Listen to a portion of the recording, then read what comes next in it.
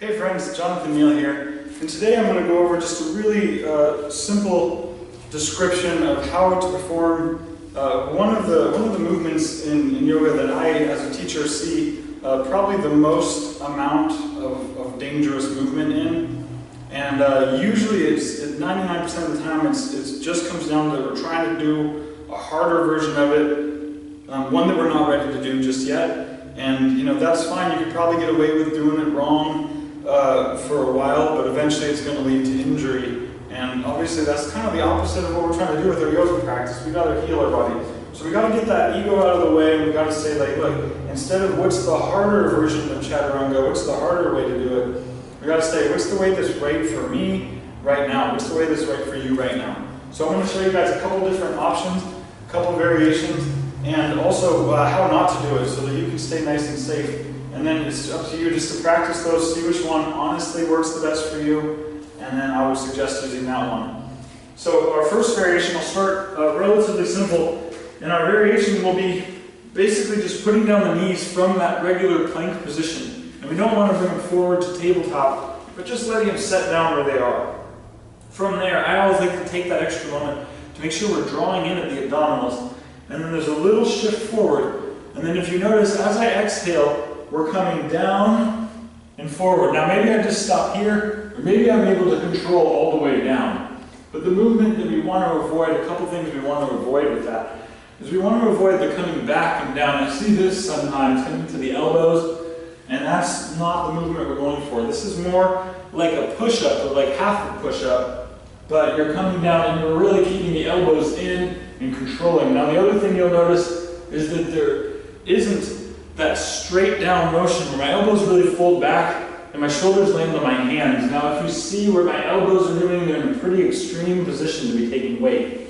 So we want to make sure that there is that shift forward, hips stay where they are, and then the exhale down. And what happens is that you'll notice that once you're in this position, it enables you to get that forward pull into our cobra, whether you're going low or whether you're going to come into a higher variation.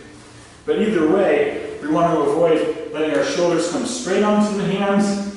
That's going to be tough on elbows and shoulders. And we want to avoid folding back onto the elbows. Now another thing that we want to avoid, and this is probably the most common and probably the most dangerous because it affects our spine directly, is that when we come forward, we see a lot of this where the hips come down first and then the body kind of comes down. I call this the worm because it reminds me a little bit of that dance move called the worm, but that's not what we're trying to do here. So what happens is that when our upper body if our upper body's not strong enough to support the movement, or maybe it's in our core, maybe a combination of the two, as we start to bend our elbows, the only way that we can hold and support with our upper body is if we set our hips on the ground. If that's the case for you, we're really going to need to regress this, maybe shorten it up a little bit, and maybe just spend some time working on your upper body strength in this way.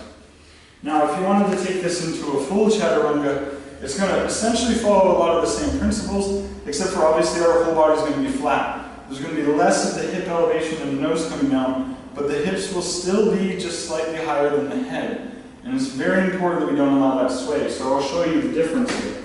Again, a couple options here. No matter how we do it, I like to always start with the hands under the shoulders. But either way, there's the moving forward first. So a nice little practice to do is just pushing through the toes, coming forward, and just learning that. Once you've got that little bit forward, that's when we come down. But notice again, hips do come down a bit, but they stay relatively where they are, again, so that I can get that kind of swoop through feeling into my cobra or up dog. Now, again, same principles apply here. I see a lot of people come down straight like this, shoulders on hands. Really, really tough on the shoulders and on the elbows. In fact, I want to get out of there because that doesn't feel good to me. Another thing, again, same thing that we saw in the easier version, a lot of this. And this again stems from that idea that, you know, the person sees the person next to them or saw it in the magazine or the video, and they want to do the hard version, they don't want to do the easy version. And the trouble is that when we're doing the hard version that we're not ready for yet, it tends to turn into the dangerous version.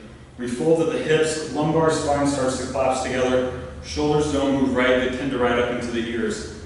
So for a nice, clean chaturanga without the knees, hands are going to start underneath the shoulders in plank position, fingers spread. There's an inhale as we shift forward. I like to take that moment, draw on the belly, and then exhale. Notice I only come to 90 degrees at the elbow, and the shoulders are past the hands. So that then I can inhale, again, tops of the feet come down, cobra pose, or up dog.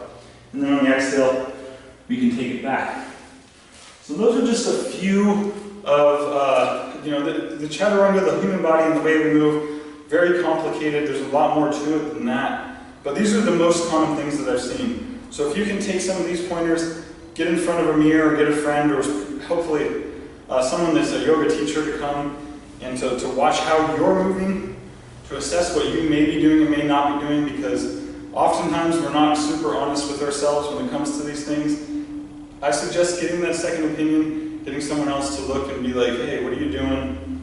They'll be able to see if you're swaying, if you're coming forward or not. So, and even other than that, you can also use a mirror again, just practice a couple different things. If you find your upper body strength is just lacking, maybe it's time to start working on that upper body strength either through practicing chaturangas or through push-ups or through some other form of resistance strength training. I hope this has been helpful for you guys. I know this is one of the things, again, as a teacher, that I hope people can really just, put our ego aside and smooth it out and do the one that's right for you instead of the one that's on the magazine or you saw on the Instagram there. Again, my name is Jonathan Neal. I love providing this content for you guys, so if you like it, please go ahead and click like. If you really, really like it and you want to see more of this kind of stuff, feel free to hit subscribe. Other than that, you guys have a wonderful day. Enjoy yourself, have fun with your practice, but be safe and be honest as well. Thanks, and take care.